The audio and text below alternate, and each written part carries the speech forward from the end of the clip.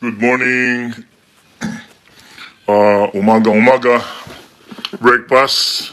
Pero bili muna tayo ng pandesal kay Pia sa Asian store. Si Pia, Doña Pia.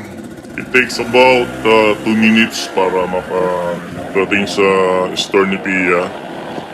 Gamit ko itong aking scooter. Suit scooter, 50cc. Napakabilis niyan. No, just kidding. It's only like 50cc. Hirap na hirap nga akong pabutin sa 50 km per hour, 60 km per hour kapag ako'y nasa main roads.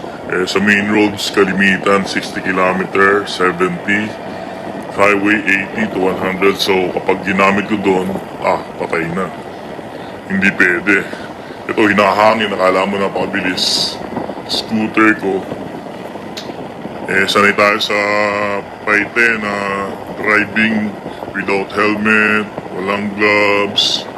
Pero dito hindi pwede talaga mahuhuli ka at magkakaroon ka ng fines.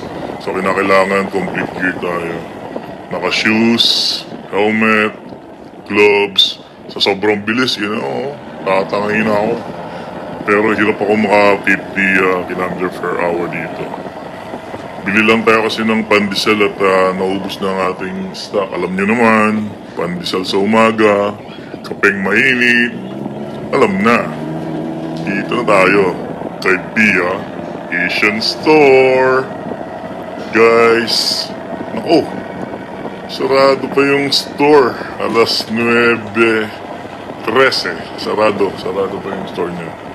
Pero, luckily guys, within 2 minutes nakakita ko naglalakad si Pia, doon pala nagpark sa malayo. So, ito, makabili din ako ng pandesal dyan. Kung hindi, breakfast is not complete. Bye.